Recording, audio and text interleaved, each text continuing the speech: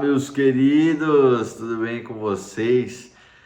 Depois de 400 milhões de anos, voltamos aí para mais um vídeo, conversar um pouquinho com vocês sobre esses últimos acontecimentos aí, essa briga entre o Lula, o Donald Trump, essa questão aí do Bolsonaro, mais essa questão da volta do IOF, é muita coisa para conversar, né? Primeiramente eu queria pedir perdão pela demora em voltar outro vídeo. Inclusive, eu acho que ninguém fala sobre isso, sobre a dificuldade que é você postar vídeos todos os dias, principalmente quando você tem outras tarefas para fazer. Quando você trabalha somente com isso, você foca a sua vida na produção de conteúdo, acaba sendo mais tranquilo porque você está dedicado, né, 100% a isso. Mas quando você tem outros assuntos para resolver, você tem empresa, você tem outras coisas, cara, por incrível que pareça, um vídeo aí de 15, 20 minutos,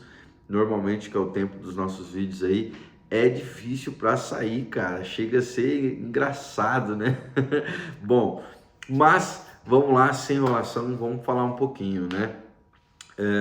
Teve essa questão aí, essa briga entre o Lula e o Donald Trump. Para quem não ficou por dentro, acaba sendo ali uma guerra comercial tarifária, né? Começou com eles trocando umas farpas ali, etc. E aí depois resultou no nosso querido Donald Trump tarifando o Brasil ali em 50%. E aí o nosso outro querido Lula, ao invés de ficar de boa, ficar na dele, não falar demais, inventou de arrumar a briga, de arrumar essas confusões e acabou retalhando aí, falando para o Donald Trump que ele iria tarifar de volta e etc. E isso acaba somente prejudicando, na realidade, a vida do brasileiro médio, né? Porque o rico já tem uma série de estruturação para fugir desse tipo de tarifaço, embora muitas empresas, inclusive nós vimos diversas quedas na bolsa aí, né, nos últimos dias, porém são coisas de curto prazo, né? No médio e longo prazo eles vão se ajustar, vão saber se readaptar, até porque eu não acredito nem que isso vai durar muito tempo. Eu acho que o Donald Trump também blefa muito, porém eu acho que acaba afetando de imediato sempre a vida do brasileiro médio, porque acaba que é quem tem pouco dinheiro e as pequenas alterações ali no mercado, no custo de vida como um todo, na inflação de forma geral, acabam impactando demais a vida da pessoa, né? Por isso que eu acho que é uma coisa que só vai prejudicar o Lula. Ele vai perder a popularidade dele com isso, porque na verdade ele já está perdendo, né? Para quem acompanha aí sabe que o Lula tá praticamente aí no seu pior mandato da história, né?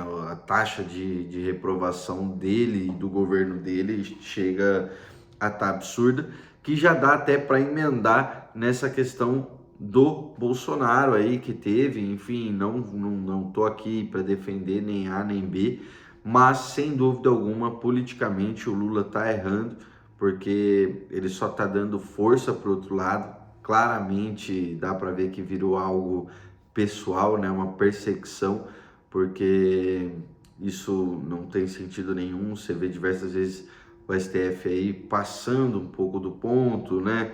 Acaba sobressaindo as suas fronteiras aí, da onde que compete o trabalho deles e onde não compete mais.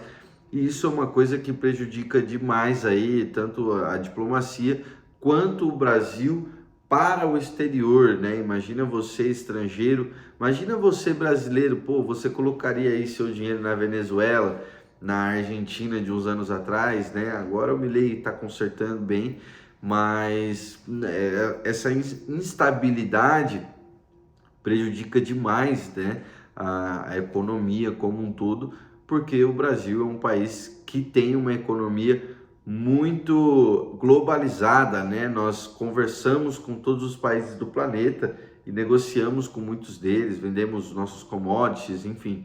Então, esse tipo de coisa prejudica demais a nossa economia.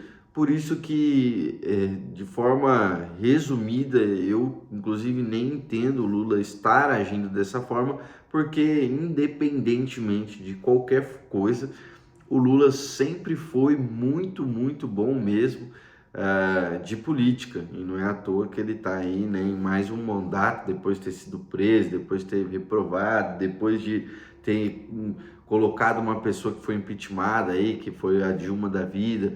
Então, ele sempre foi muito bom de articular, né, a política, e isso que ele está fazendo só prejudica ele cada dia mais. Então, de forma isolada, não vejo sentido no que está acontecendo. Porém, para você que é investidor, né, aqui nós só conversamos com players de elite, para você que é investidor, não se preocupe, não ache que é o fim agora do mundo, porque é uma coisa de curto prazo, né? Eu realmente já, inclusive, até gravei um vídeo sobre isso.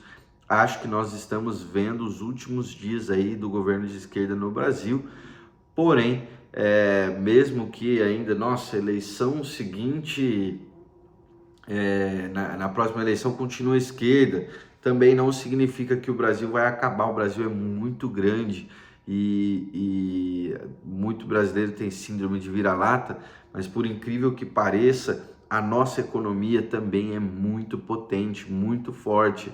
Então não é tão fácil assim quebrar o Brasil. Aliás, é muito difícil de quebrar o Brasil. Então não acredito nesse cenário.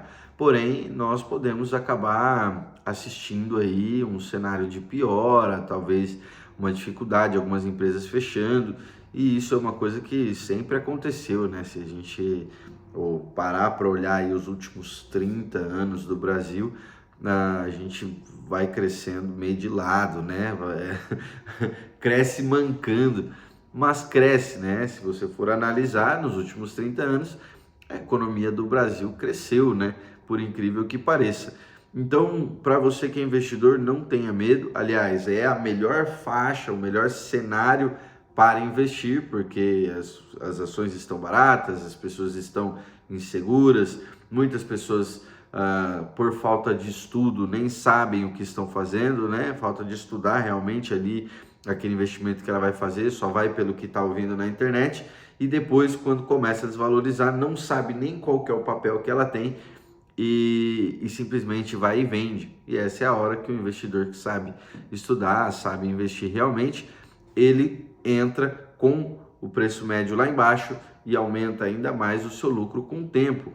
Quando você for investir, invista para os próximos 20 anos, para os próximos 30 anos. Esquece esse negócio de ganhar em 2 anos, ganhar em 3, 5, 8 anos. Pô, aí não faz sentido. Se você for fazer esse tipo de coisa, talvez faça sentido até outras coisas realmente, né? Então, de forma resumida, eu estou falando um pouco sobre isso porque muitas pessoas, né, andaram me perguntando aí, principalmente nos canais de corte, o que eu acho do que está acontecendo aí, e realmente eu acho que é só o Brasil sendo o Brasil, né? Nós vemos isso acontecer, não é de hoje. Então não se desespere, não ache que é o final da Terra, nem do Brasil, porque nós estamos consideravelmente longe disso acontecer. Então mantenha sua rotina de investimento normal aí, que logo logo a gente vê o cenário mudar, a economia dar uma melhorada de novo, assim como a gente estava ali na época de 2018, 2019 ali. 2019, entre 2019 e 2020 a gente viu o pico, né? Batendo recorde, IPO para cá, IPO para lá. Quando o mercado está otimista, sempre faz sentido a bolsa, sempre é o melhor lugar, compre bolsa, compre bolsa, compre bolsa. Quando estamos passando por dificuldades, crises, política não está tão legal, aí a turma, não, bolsa não serve, manda o dinheiro para fora, o Brasil é uma merda, aqui não serve para ganhar dinheiro, não serve para investir, e é sempre assim. Se você olhar aí os jornais, olhar em uma faixa aí, num período de 25 anos, você vê que é sempre assim, é quase que sagrado. A cada 4, 5, 6 anos, vem uma nova crise, vem uma nova instabilidade, aí não faz mais sentido investir aqui. Então, de forma direta, é isso que eu acredito. E também, já respondendo, que eu falei que eu iria falar sobre esse tema também no começo do vídeo, sobre o IOF, né? Muita gente, nossa, o IOF dobrou, pô, o STF se meteu e aí aprovou o projeto do Lula mesmo, o Congresso tendo reprovado. Também segue na mesma ótica que eu estava falando há alguns minutos atrás. É Brasil sendo Brasil. Então não adianta ficar chorando leite derramado. Pô, se antes o IOF era X e agora é Y, invista com o cenário de Y. Saiba agora o qual investimento faz sentido, o qual ainda vai ter um retorno que faça sentido para você e qual não faz mais sentido para você, porque o Brasil sempre fez isso. O Brasil sempre utilizou taxas e impostos como forma de arrecadação para poder financiar as gastanças que acontecem ali lá em Brasília. Então isso não é uma novidade, né? E provavelmente daqui 3, 4, 5, 6 anos vão vir novos aumentos, novas taxas, novos impostos, e aí que o investidor que é malandro vai se ajustando ali para poder manter uma boa rentabilidade, manter um bom retorno sobre o capital dele, tá bom? Se você tem alguma outra visão dos fatos que tem acontecido, deixa aqui nos comentários sua opinião, o que você acha sobre isso,